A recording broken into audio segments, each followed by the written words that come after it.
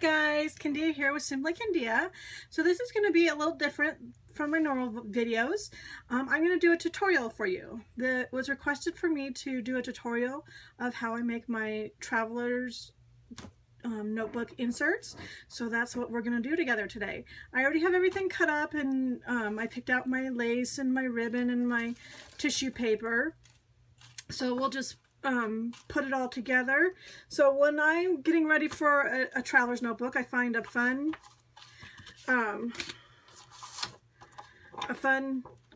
cardstock weight paper that I really like, and I use that for the cover. Then I gather my papers together, and I do different sizes, different types, and so as you can see here, I have some ledger and some graph and some plain paper. I don't usually do tea-dyed paper in my traveler's notebooks because they need to be a little bit thinner, and I put a lot of more paper than the average traveler's notebook journal in my journals.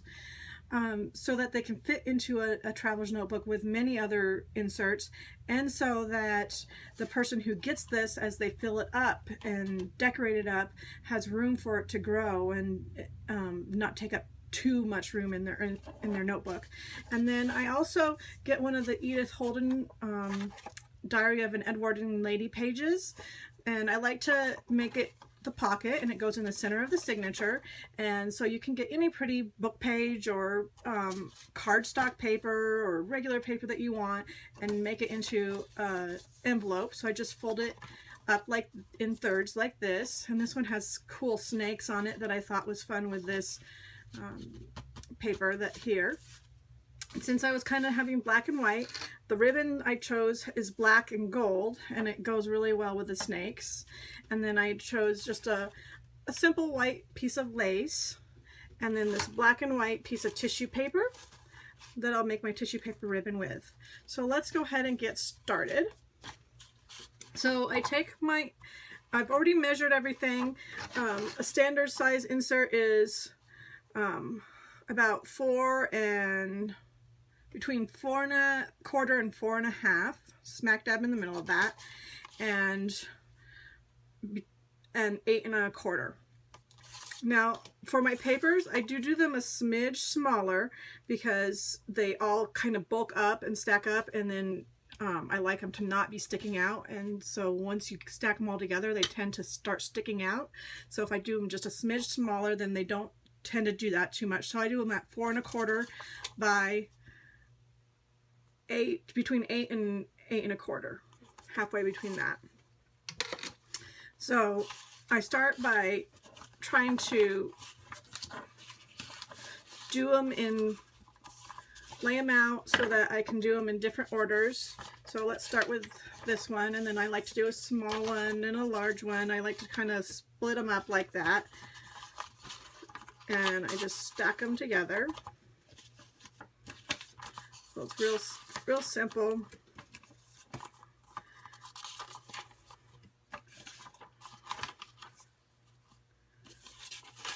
So we're getting all the papers in here. Let's do this one first, and then that one.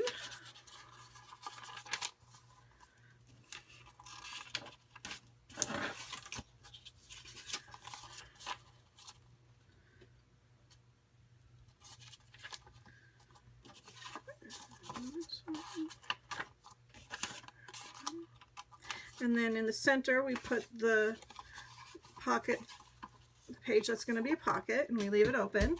And then we get this all into the outside cover, and we kind of center it so that there's a little, because I did it a little slightly smaller than the cover, so there's a little bit of a lip right here and a little one right here, so it's kind of centered in the center. And then I use alligator clips to hold it all together, and I just eyeball it. I'm not a precise type person as far as measuring. I can just kind of eyeball it, and so we're going to poke the holes into it so we can sew this all together. So I take my awl It's a very sharp tool, and that's one thing that's nice about these little journals versus the large journal books I make, is I can just put it all together and poke it. Whereas with that, I have to do a little bit of measurement because I'm sticking it inside a book and have a signature like this.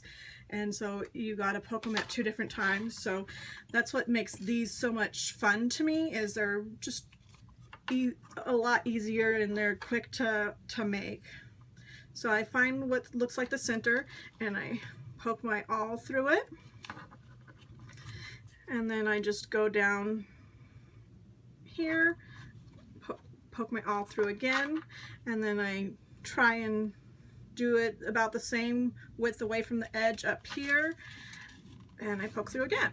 So we got our 3 holes. I do a 3-hole pamphlet stitch for these, and then you couldn't use a regular like sewing needle, but bookbinder's needles are dull on the end, so you're not poking your paper when you're trying to thread through.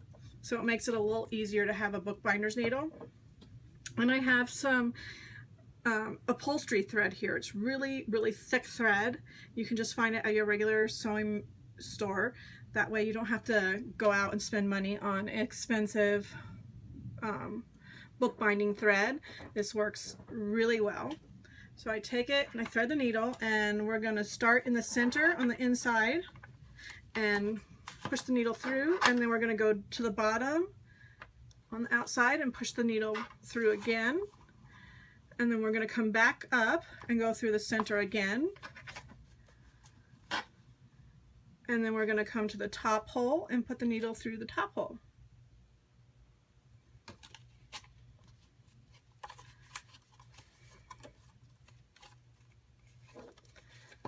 Well, let's see, I didn't get all the way through all the papers. Sometimes that happens, so I just pull it out and re-pop it through. Sometimes I kind of have to wiggle it a little bit until I find all the holes.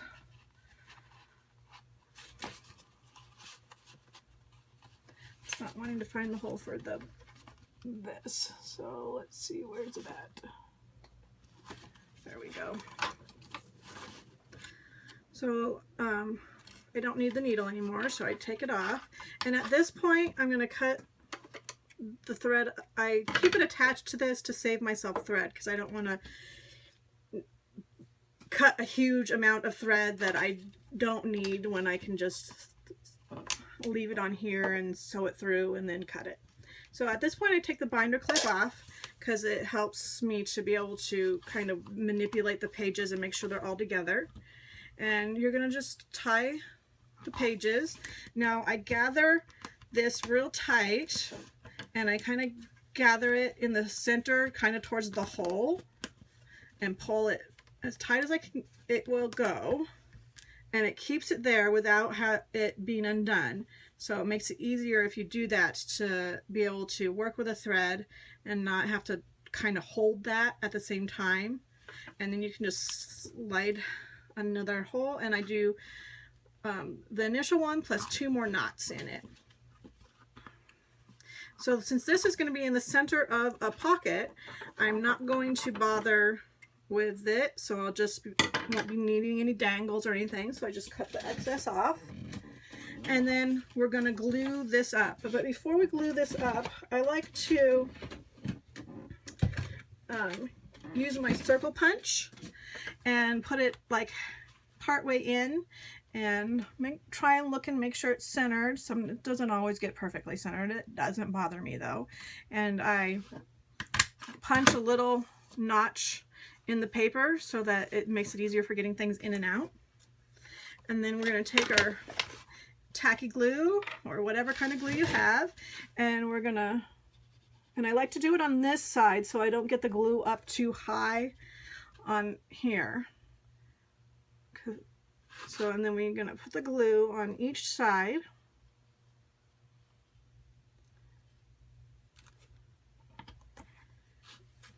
And we're going to just glue it up.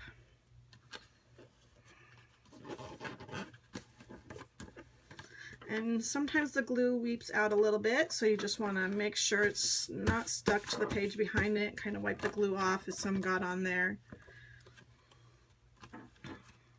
And we've got our insert all sewn together.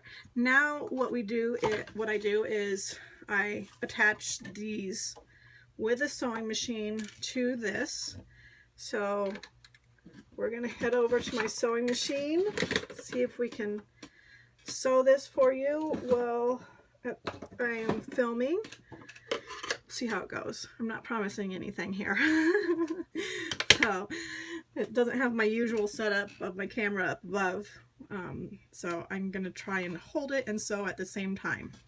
And I like to sew after the inserts are together because these are real easy to, unlike a book, to just kind of flip open like this and get a page and sew it on. And I kind of can pick better like where in the book I want to sew on, because the pages are all laid out together, how they're going to be already. So I don't know, that's just my preference. You can do it before and just you have one page there on the sewing machine instead of the whole booklet. But these are so lightweight and small that I just find it easiest to just do it this way, and then once I'm done sewing these on, I'm all done with the booklet. Okay guys, we're over here at my sewing machine. Hopefully this will go okay. The camera might shake a little bit while I'm sewing because I have to have the camera sitting on my desk where I'm sewing. So hopefully it won't look too bad for you guys. So we're going to take this, and I usually like to do it a couple pages in and find a thicker page to do it on. So I'm going to use this stripy one, and I'm going to use the tissue paper. Now I take the tissue paper and I kind of have it sitting outside of the edge of the paper a little bit, so it does stick outside of the front cover of the book. And the ruffles kind of just stick out, and I like that. And then I kind of push it up and start making like a ribbon with it, and then I stick it underneath my sewing machine in here and get started. So I like to do a zigzag stitch, so I put my sewing machine onto the zigzag stitch, and here we go.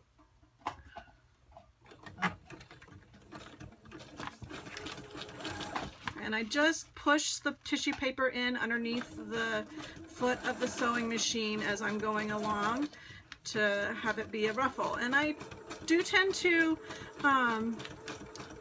have the tissue paper be a little bit longer than my page because I'm pushing it up and I don't want to run out of tissue paper.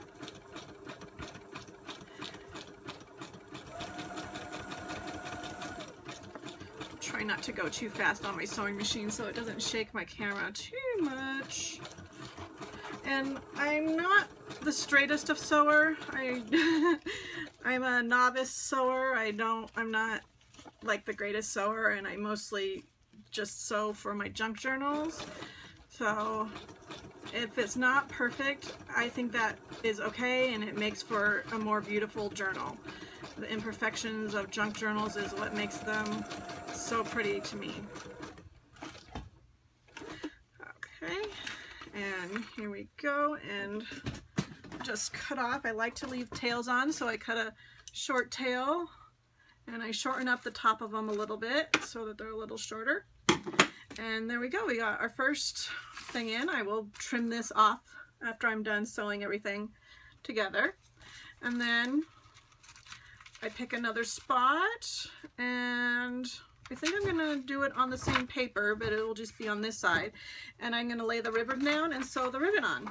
Now the ribbon, I just lay flat most of the time and sew it on. It's just a, and I don't bunch it up because I just love the beauty of the ribbon.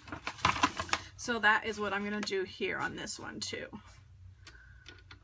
But you can do it how you want. You do you, and I'll do me. And sorry about that. I bumped into the camera.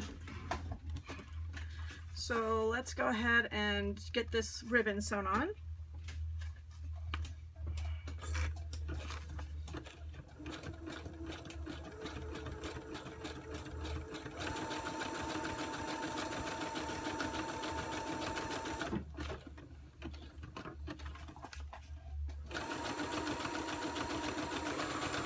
I'm using blue thread. It's just whatever thread I have in my sewing machine is what I use.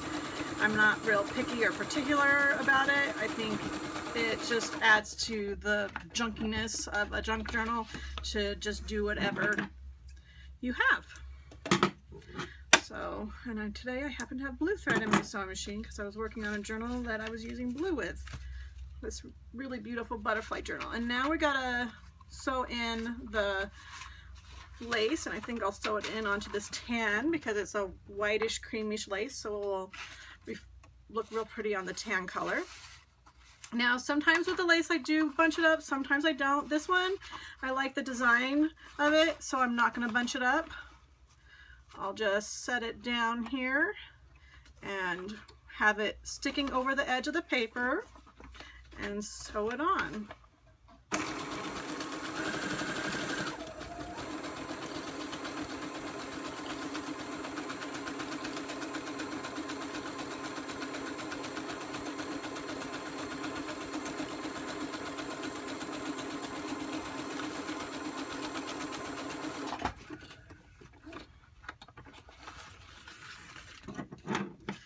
And voila, we're done. Let's head back over to my normal craft. Okay guys, there you go. So as you can see, we got everything sewed in, and so I'm just going to trim up the stuff that's sticking out.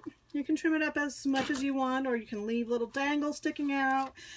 Just depends on what you're feeling that day. Sometimes I do, sometimes I don't, but today I'm going to just trim it up to the paper, pretty much to the edge of the paper, and I push back my threads so I don't get them, so they don't get cut off, because I want my threads to hang out.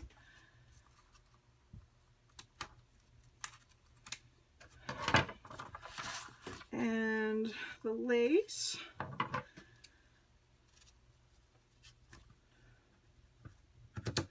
Okay, there we go. So we got everything in, and on the back side it has the fun zigzag of the thread. And it has the beautiful ruffled tissue paper, the ribbon, and the lace. And as you can see, I didn't get it real straight, but again, I think that just adds to the junkiness of a journal. So that is how I make my junk journal inserts. That is all I do for them, is sew in a little bit just to get it started with a little bit of decorating, and I let the recipient finish up the decorating, because that's a very personal thing to me, and I like to leave it so that everybody can do that for themselves. So I hope you guys have a great day and enjoyed this tutorial, and I'll see you next time. Bye.